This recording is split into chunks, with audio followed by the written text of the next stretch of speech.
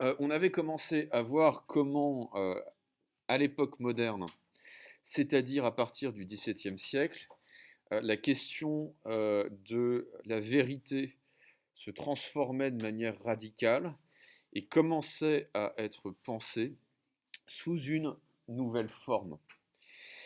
Alors, j'ai me baladé avec l'ordinateur pour filmer les schémas, en fait. Quel était le problème classique? Quel était le problème classique de la vérité jusqu'à jusqu'à Descartes à peu près? Le problème classique de la vérité, chez Platon, chez Aristote, chez tous les philosophes médiévaux ou presque, par exemple chez saint Thomas d'Aquin, euh, le problème de la vérité, c'est toujours celui du rapport entre la pensée et le langage, d'une part, et la réalité, d'autre part. Autrement dit, c'est toujours de se demander si le discours ou l'idée correspond à la réalité. C'est ce qu'on avait vu, en particulier chez Aristote. Aristote va affirmer que la pensée, le langage et la réalité ont la même structure ontologique, c'est-à-dire il y a un même rapport, une même relation entre la pensée et l'être, et il va dire, bah oui, la vérité c'est la correspondance.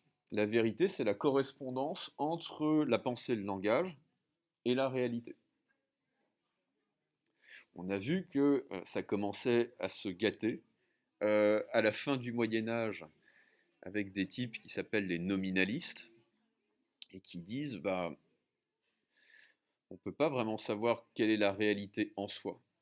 On ne peut pas vraiment savoir ce que c'est que la réalité indépendamment de nous. Nous, on a accès à la réalité grâce à nos sens, grâce à notre sensibilité, grâce à notre conscience, mais on ne peut pas se représenter la réalité. C'est de la logique pure. On ne peut pas se représenter la réalité en dehors de nos représentations. Penser la réalité, c'est se la représenter. Penser, c'est se représenter. On ne peut pas penser le réel, on ne peut pas connaître le réel sans se le représenter. Et donc, comment savoir si cette représentation correspond vraiment à la réalité? C'est ça l'enjeu en fait. C'est ça l'enjeu qui commence à apparaître à la fin du Moyen Âge et qui va éclore avec la modernité, et en particulier avec euh, ce philosophe très français qui s'appelle Descartes et ce philosophe très anglais qui s'appelle Hobbes.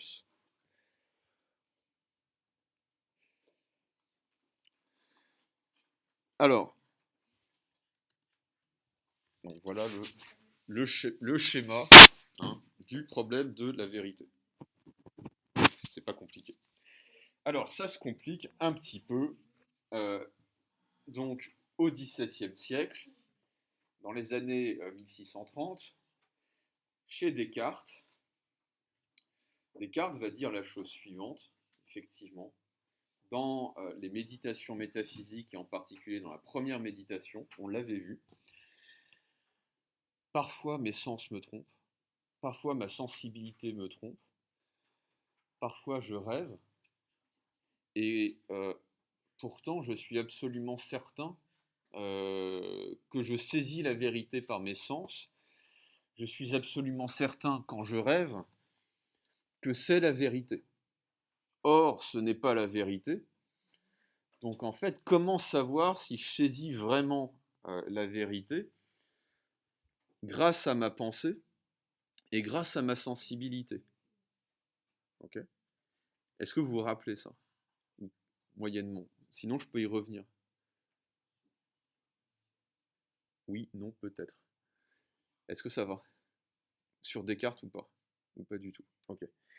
Alors, ce qui explique donc Descartes, c'est que on peut, euh, on peut émettre un doute sur le rapport entre notre conscience et la réalité extérieure. Il n'est pas du tout certain, dit Descartes, que nous accédions directement à la réalité telle qu'elle est grâce à notre pensée. Pourquoi? Eh bien, dit Descartes, et c'est ça qui va faire l'originalité de sa pensée, de sa philosophie, Descartes va dire que sans Dieu, sans Dieu, un Dieu qui en fait va me servir de garantie, sans Dieu, un Dieu qui sera tout puissant et bon, je ne peux pas être certain que mes représentations correspondent à la réalité. Donc, c'est ce schéma-ci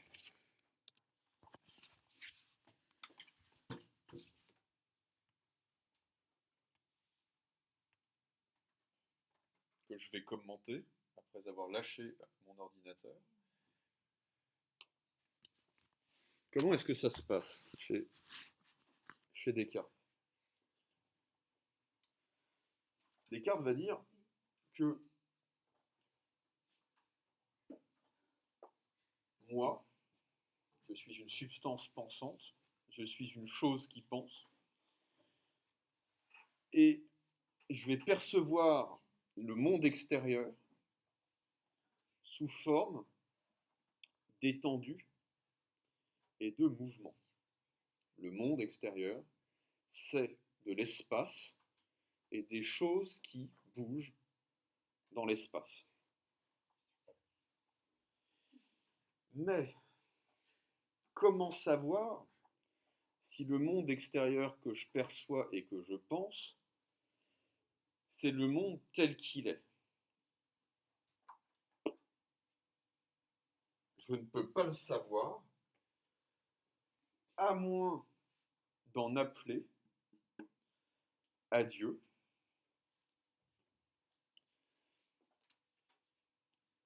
dont il faut montrer l'existence, en fait, dont il est nécessaire de démontrer l'existence, pour, au fond, sauver la connaissance. Sans un Dieu qui me rassure, ou plutôt qui m'assure que le monde tel que je le pense est le monde tel qu'il est,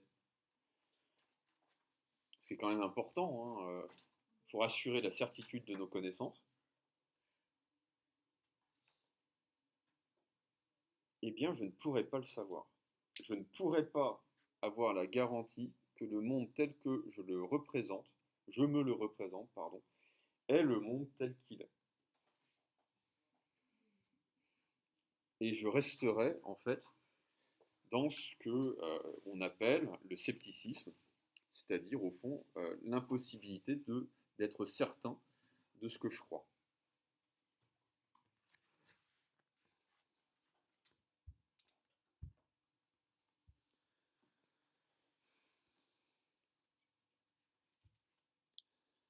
Est-ce que ça va? Ok.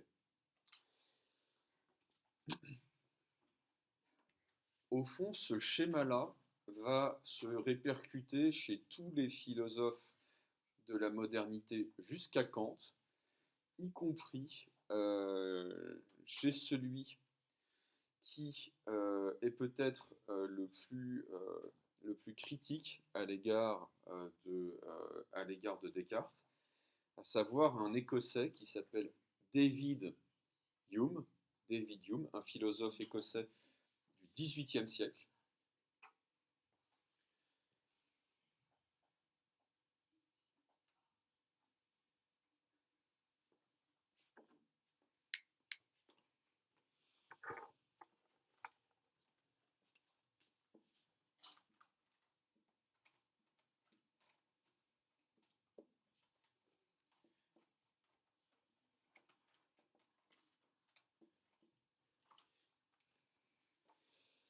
Ce que va expliquer Hume, donc c'est chez Hume, H-U-M-E, David Hume.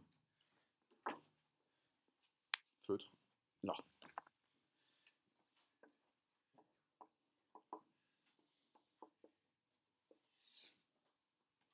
ce qu'on va appeler en philosophie le problème de Hume. C'est le problème suivant. Quand je me représente la réalité extérieure, je vois, c'est l'un des plus vieux problèmes de philosophie en fait, je vois des choses qui changent, je vois un monde qui change, mais est-ce que je vois les causes du changement? Est-ce que je suis capable de percevoir, en fait, le rapport entre les événements qui se succèdent?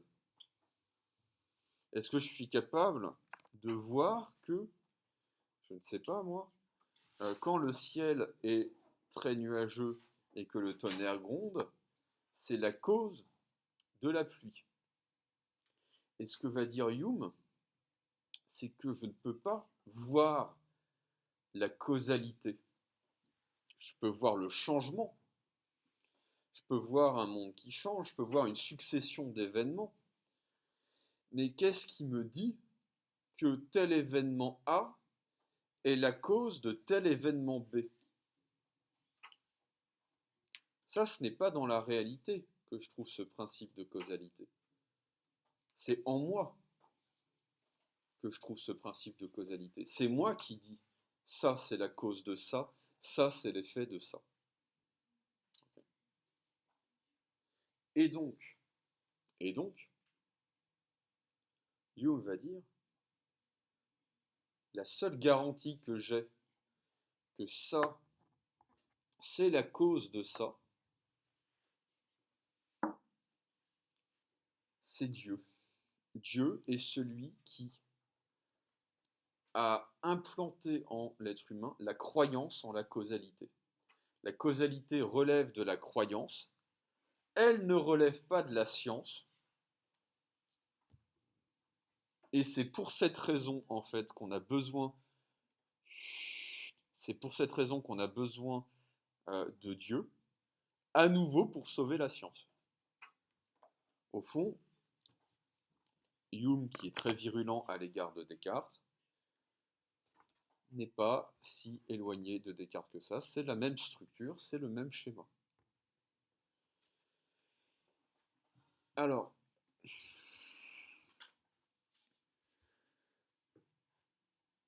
au fond, il y a un grand débat d'histoire de la philosophie pour savoir quand commence la modernité. On l'a fait commencer en philosophie, on l'a fait commencer à Descartes. Mais Descartes est un philosophe très classique, au sens où, au fond, tout commence par Dieu. C'est Dieu d'abord, la conscience ensuite, la conscience humaine ensuite. Et ça, c'est pas un jugement de valeur, hein, mais c'est très antique, c'est très médiéval. C'est une structure de pensée qui n'est pas moderne, qui n'a rien de moderne.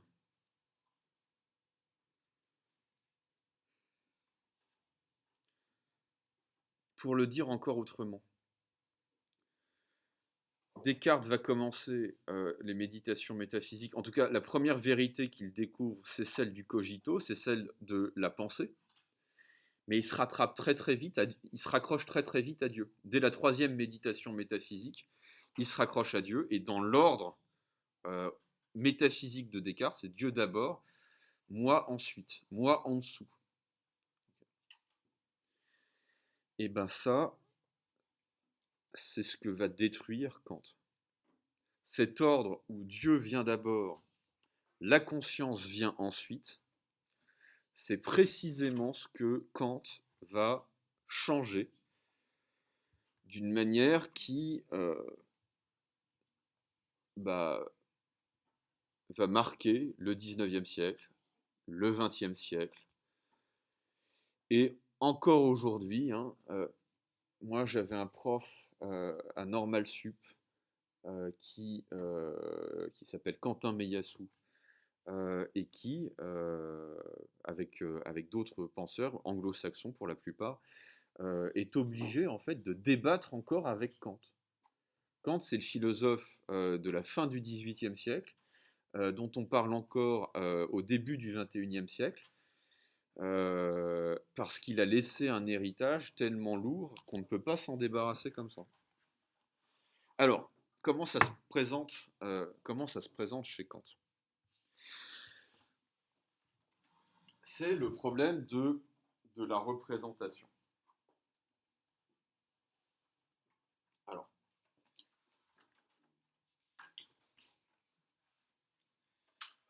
comment cela devrait se présenter? On devrait se dire,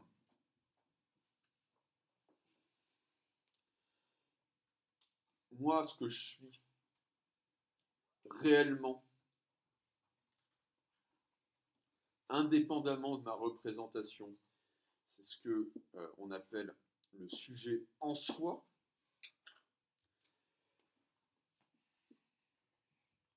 ce que les Grecs appelaient l'ousia ou la substance.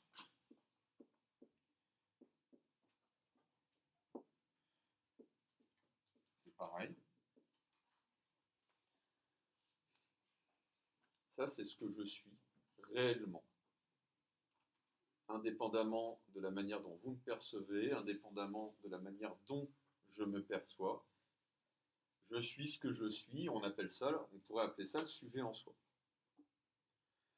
Ensuite, il y a la manière dont je me représente, la manière dont je suis à moi-même. Et cela, on peut appeler ça la conscience de soi.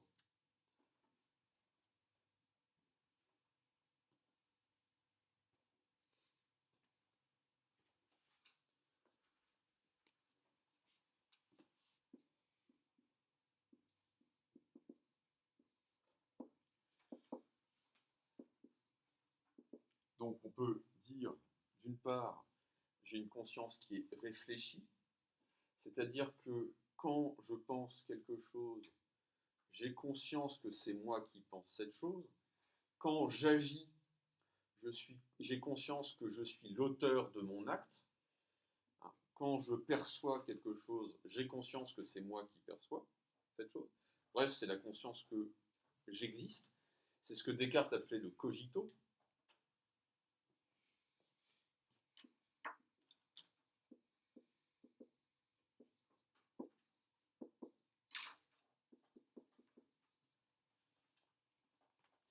Et puis, il y a ce qu'on pourrait appeler la conscience réflexive.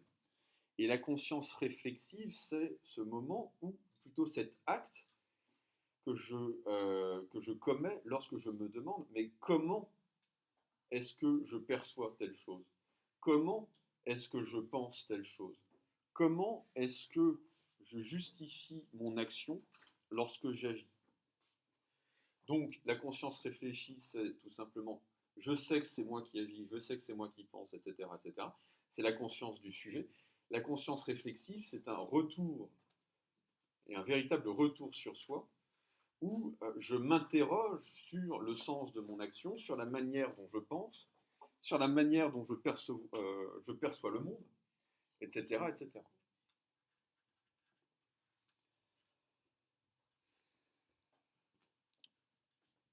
Cette conscience de soi, réfléchie et réflexive, eh bien, elle, elle est conscience de quelque chose d'autre que de soi, elle est conscience du monde extérieur. Elle est conscience du monde tel que nous le représentons. C'est ce que on pourrait appeler la chose pour nous, la chose telle qu'on se la représente. C'est ce que Kant va appeler le phénomène. Le phénomène, c'est un terme qui vient du grec, hein, du verbe phainomènai, qui signifie apparaître. Le phénomène, c'est ce qui apparaît à qui? À moi, à vous, etc., etc.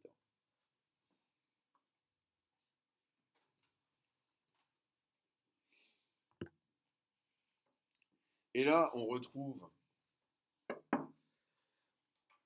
le dernier terme qui est l'héritage du vieux problème de la représentation, ou plutôt du problème moderne de la représentation. Est-ce que le phénomène correspond à la chose en soi? Est-ce que la chose pour nous correspond à la chose en soi? La chose en soi, c'est la chose telle qu'elle est en elle-même, indépendamment de nos représentations, hors de toutes nos représentations, et c'est ce que Kant appelle le noumen. Ce que Kant appelle le noumen, qui s'oppose donc au phénomène.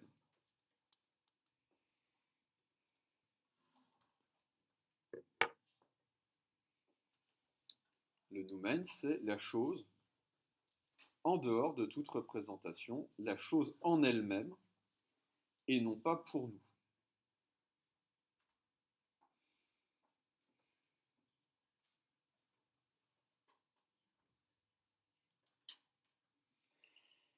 Et donc la question c'est, en gros, la question c'est celle du trajet entre le sujet en soi et la chose en soi. C'est-à-dire comment puis-je me connaître moi-même et tel que je suis, et comment puis-je connaître le monde extérieur en lui-même, indépendamment de toute représentation.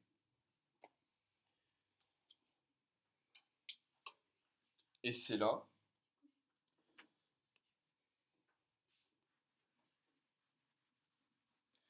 que Kant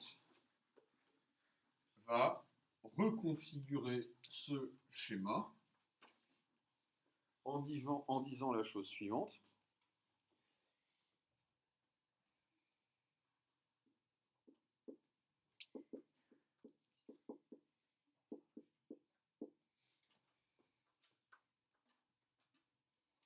Attendez.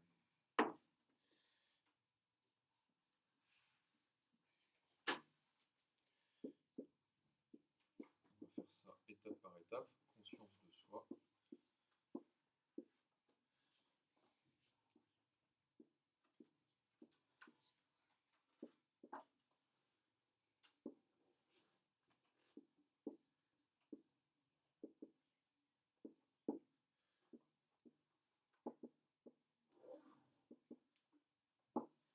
Ce que va dire Kant, c'est que la chose en soi, c'est mort.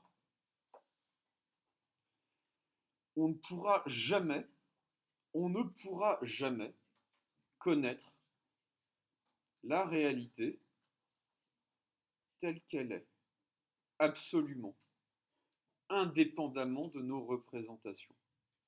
On ne pourra jamais accéder au nous-mêmes. On ne pourra jamais connaître le nous-mêmes.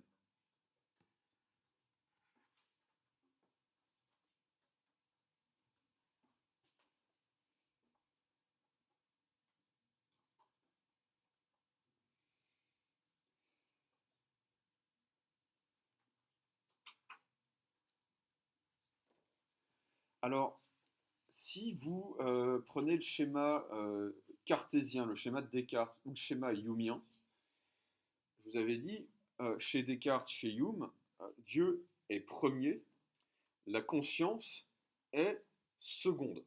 La conscience humaine est seconde. Chez Kant, c'est le contraire. C'est l'inverse.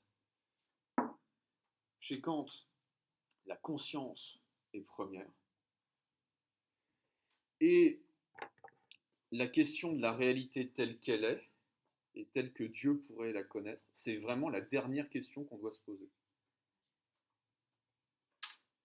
C'est la question qui vient après toutes les autres questions, et non pas avant toutes les autres questions. Et donc, chez Kant, ce qui est premier, c'est moi. Ce qui est second, c'est le monde extérieur, c'est-à-dire le non-moi. Et alors Dieu vient vraiment tout à la fin. Dieu, c'est cette question, en fait, qui va être celle de la spéculation, de la croyance, et qui ne sera jamais la garantie de nos connaissances scientifiques. Dieu n'aura plus du tout cette fonction-là dans la philosophie de Kant, mais globalement dans une bonne partie de la philosophie du XIXe siècle et du XXe siècle.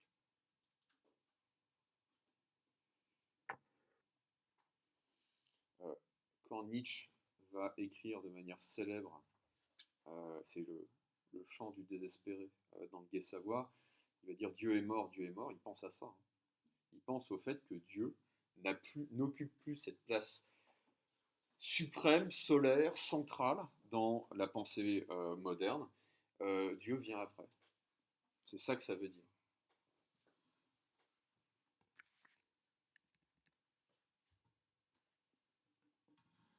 Alors, on va revenir donc à cette question que j'avais teasée la semaine dernière, enfin oui, encore avant ça, la question du jugement synthétique a priori pour vous expliquer cet enjeu. Kant va dire on ne peut pas connaître la réalité telle qu'elle est.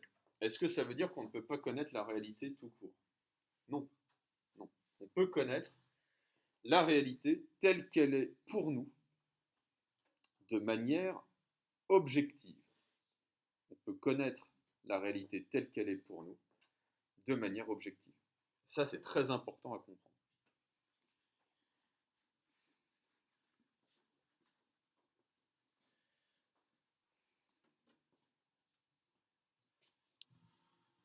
Qu'est-ce que c'est que l'objectivité?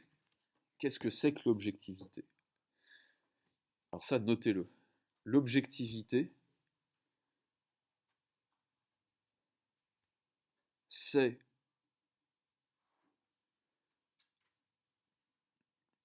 le mode, la manière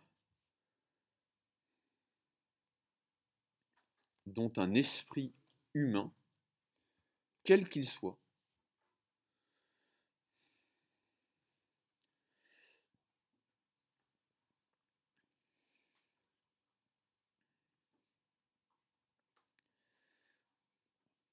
va percevoir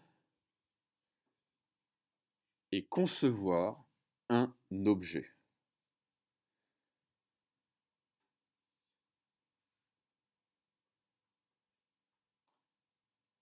C'est la manière dont un esprit humain va percevoir et concevoir un objet,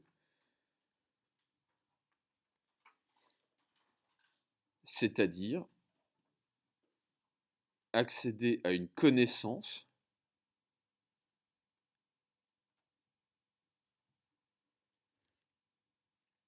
partageable par tous, une connaissance partageable par tous, de la même manière du phénomène. Une connaissance partageable par tous et de la même manière du phénomène.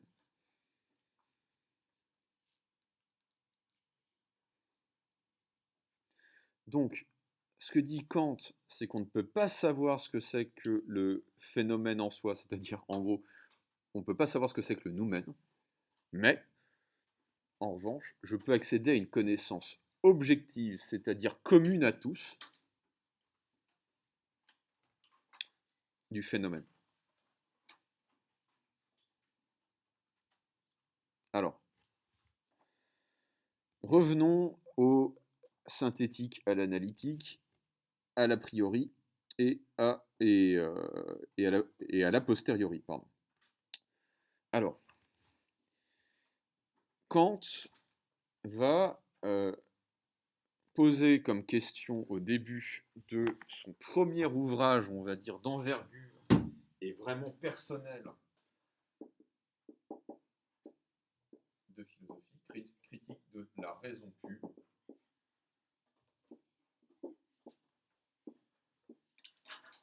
J'expliquerai le titre assez tardivement.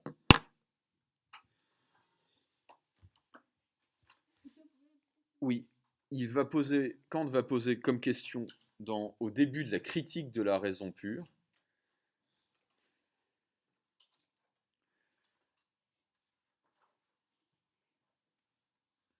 donc la question de savoir si des jugements synthétiques a priori sont possibles.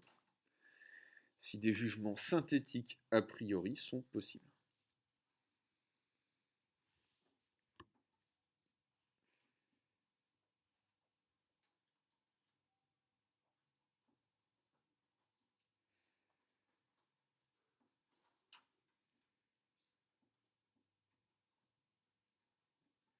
Alors, qu'est-ce que c'est qu'un jugement? Un jugement,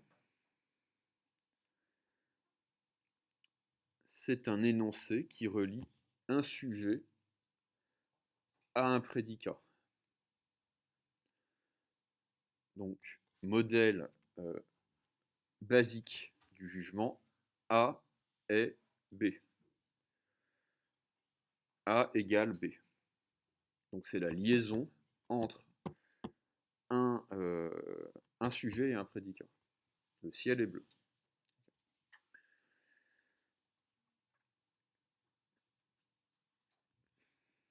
Qu'est-ce que c'est que le synthétique? Alors, une synthèse, c'est une addition. Et donc, le jugement synthétique, c'est le jugement qui ajoute une connaissance nouvelle à une connaissance préalable. Le jugement synthétique est celui qui ajoute une connaissance nouvelle à une connaissance préalable.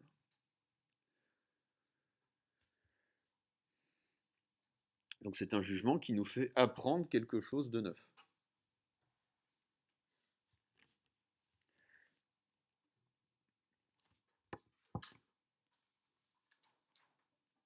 Le synthétique s'oppose, ou plutôt se distingue, s'opposer c'est un peu fort, le jugement synthétique se distingue du jugement analytique. Analyser, ça veut dire diviser.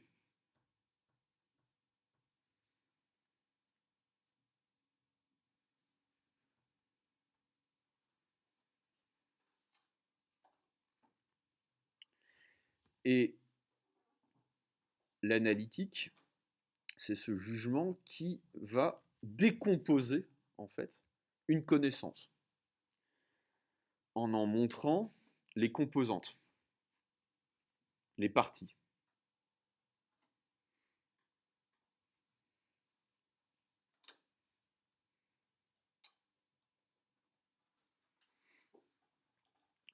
Oui, le jugement analytique, c'est celui qui va décomposer une connaissance, qui va, je ne sais plus ce que j'ai dit exactement, en montrant les parties, exactement.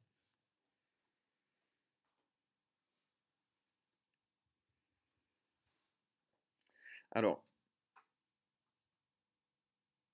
j'expliquerai à partir d'un exemple ce que c'est qu'un jugement analytique. Mais en gros, un jugement analytique, c'est une définition. C'est voiture. Bah, je peux analyser le concept de voiture en montrant en fait les propriétés, les caractères communs. Et en fait, j'apprends pas grand-chose si je connais le sens du mot voiture. Pareil pour un triangle. Quand je donne la définition d'un triangle, c'est un jugement analytique parce que ça va décomposer en fait tous les éléments qui permettent de penser ce que c'est qu'un triangle. Alors, maintenant j'arrive au synthétique et j'arrive à l'a posteriori et à l'a priori. Qu'est-ce que c'est que l'a posteriori? L'a posteriori, c'est ce qui vient après. A posteriori, ça veut littéralement dire après. Après quoi? L'a posteriori, c'est ce qui provient pour Kant de l'expérience sensible. C'est ce qui vient après ce qu'il appellera une intuition sensible. Donc,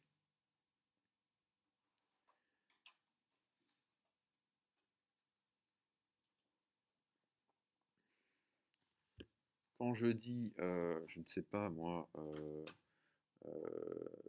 cette veste est noire et blanche et à carreaux, c'est un jugement a posteriori, c'est-à-dire que j'ai besoin de l'expérience sensible, j'ai besoin de ce que Kant appelle l'intuition sensible, ce que nous appellerions une perception, pour porter un jugement sur cet objet. Okay. L'a posteriori se distingue de l'a priori. Qu'est-ce que c'est que l'a priori? A priori, c'est ce qui vient avant. Et l'a priori, c'est ce jugement que je peux faire indépendamment, et donc avant, toute expérience sensible, toute intuition sensible.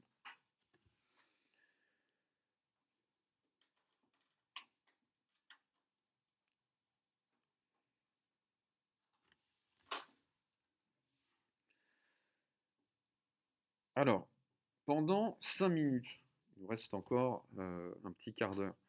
Pendant 5 minutes, je voudrais que vous me trouviez un exemple pour chaque jugement. Un exemple de jugement analytique, un exemple de jugement synthétique, un exemple de jugement a priori, et un exemple de jugement a posteriori, et à chaque fois, vous justifiez votre réponse. Okay. Vous allez pouvoir m'expliquer en quelques mots pourquoi ça c'est un jugement a priori, pourquoi ça c'est un jugement a posteriori. Allez, c'est parti.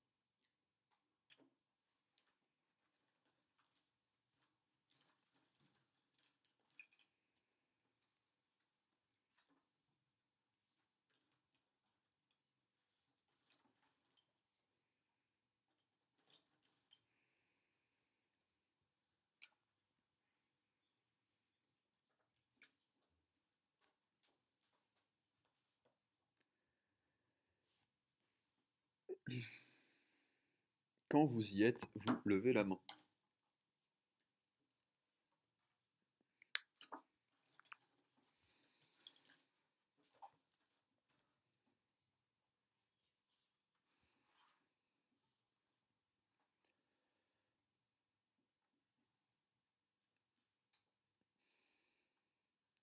Demain, on finira rapidement le cours sur Kant, hein, et on aura fini toute la partie épistémologie, c'est-à-dire philosophie de la connaissance que je voulais vous faire. Il nous restera 2 chapitres à traiter. Un chapitre sur la culture et le problème de la culture dans la modernité, et un chapitre sur la représentation des animaux, la pensée de l'animal dans la modernité.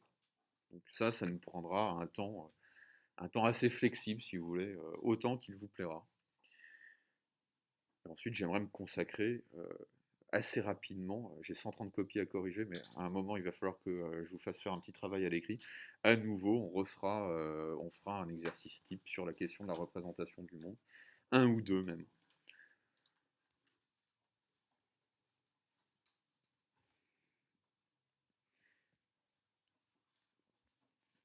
Et enfin, vraiment, peut-être faire un petit peu de méthodologie de la dissertation pour que vous soyez vraiment paré pour l'année prochaine, pour que vous soyez déjà prêt pour l'année prochaine, en philo.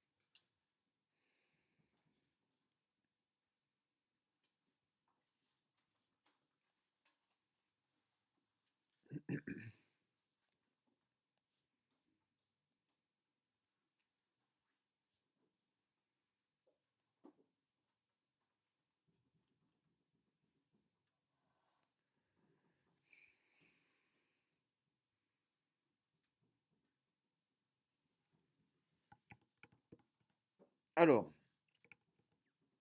peut-être un jugement synthétique pour commencer.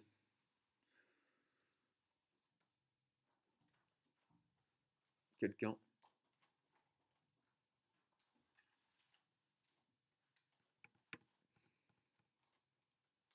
Ce sera synthétique, analytique. Oh non, allez quoi. Kenza? Synthétique. Un truc qui vous apprend quelque chose.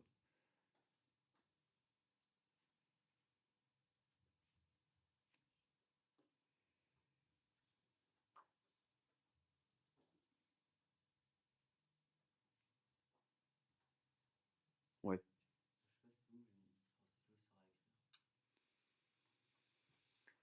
Synthétique? Est-ce que c'est synthétique? Est-ce que quand vous savez ce que c'est qu'un stylo, vous découvrez que ça sert à écrire? Ou est-ce que c'est un jugement plutôt? Hein? Analytique, c'est un jugement analytique ça. Hein. Un stylo sert à écrire, c'est un jugement analytique, parce que quand vous savez ce que c'est qu'un stylo, vous savez que ça sert à écrire. Autrement dit, pour reprendre un petit peu, pour reformuler un petit peu ce qu'a dit Luc, un stylo est un instrument qui sert à écrire, c'est un jugement analytique, c'est une définition. Jugement synthétique. Ce stylo, il écrit en bleu ou il écrit en noir?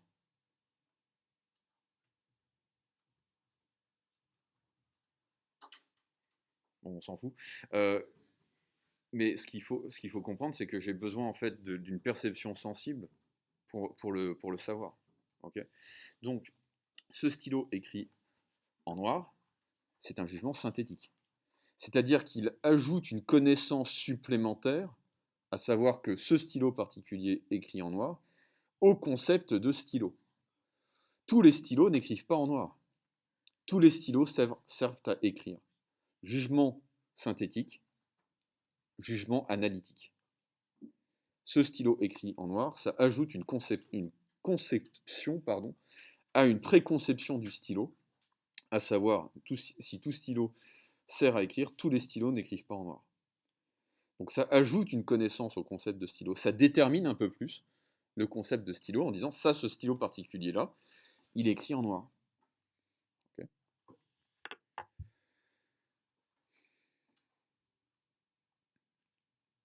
On va reprendre les mêmes exemples. Où est le jugement a priori? Où est le jugement a posteriori? Donc, entre tous les stylos servent à écrire et ce stylo écrit en noir, où est l'a priori? Où est l'a posteriori? Ouais, ouais, très bien. Et donc, de quoi est-ce qu'on se rend compte? Kant se demande, donc effectivement, je le redis, le jugement a posteriori, c'est ce stylo écrit en noir, parce que j'ai besoin d'une perception sensible pour le savoir.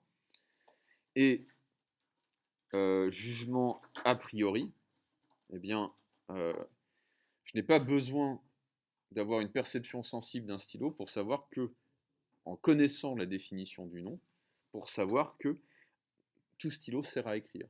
Ça, c'est un jugement a priori. Et de quoi est-ce qu'on se rend compte à ce moment-là? C'est que ça va être chaud de trouver un jugement qui soit à la fois a priori et synthétique. Parce que ce qu'on a comme intuition pour le moment, c'est que tous les jugements synthétiques sont a posteriori et tous les jugements analytiques sont a priori. Le croisement va se faire difficilement. On voit mal comment un jugement a priori et synthétique peut être possible. Qu'est-ce que Kant a en tête? Qu'est-ce qu'il vise? Alors ça, c'est une grande question. Ce que vise Kant quand il se demande, quand il décrit 600 pages pour se demander si les jugements synthétiques a priori sont possibles, il a une idée derrière la tête. C'est pas possible autrement. Personne ne fait ça par plaisir. Un jugement synthétique a priori, qu'est-ce que c'est? Où est-ce qu'on le trouve? Alors, Kant a pour vise, pardon, Kant vise la théorie physique. Le jugement synthétique a priori, c'est dans la théorie physique qu'on le trouve. Parce que qu'est-ce que c'est qu'une théorie physique?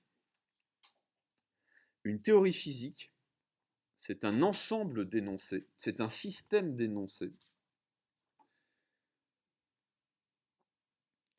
qui permettent de faire un grand nombre de calculs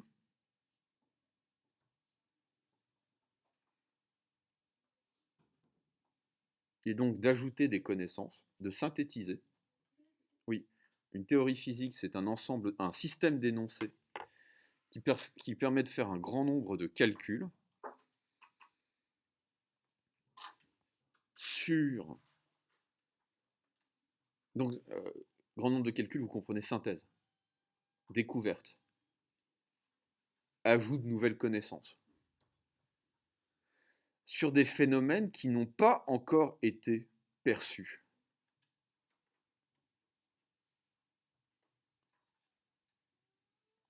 Et donc qui sont bien des jugements synthétiques, mais a priori. A priori. La théorie physique formule des énoncés qui permettent de faire un grand nombre de calculs sur des phénomènes qui n'ont pas encore été perçus. C'est-à-dire sur des phénomènes qu'on n'a pas encore observés.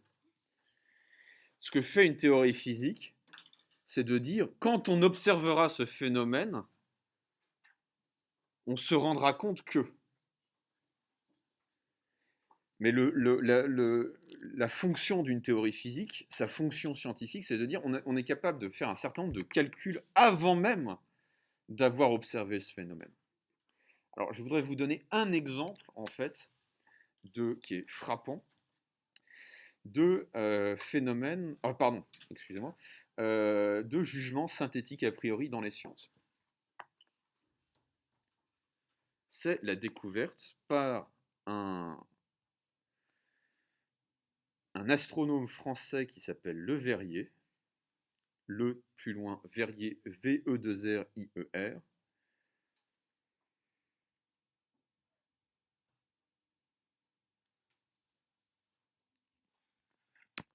de la planète Neptune. Oui, pardon. Dites-moi. Le nom du... alors c'est Urbain Le Verrier. Urbain, très classe comme prénom.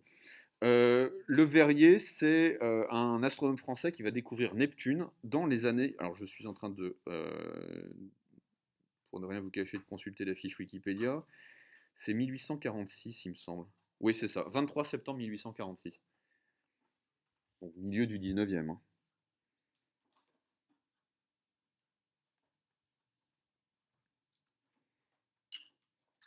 Alors, que va-t-il se produire? Comment va-t-il découvrir Neptune en 1846? Il faut revenir quelques années plus tôt. Au début du siècle,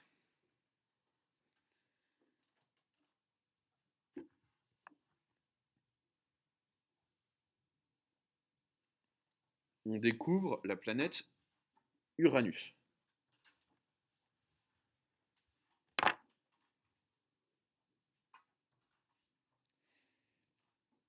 Et Le Verrier va se rendre compte qu'il y a des anomalies dans l'orbite, dans la trajectoire d'Uranus. Uranus se comporte d'une manière étrange pour une planète.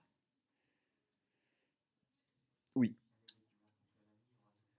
début du siècle, je ne sais plus exactement, mais ça se trouve.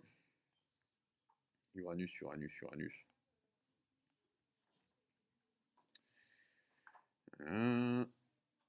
Autant pour moi, fin du siècle précédent, en 1781.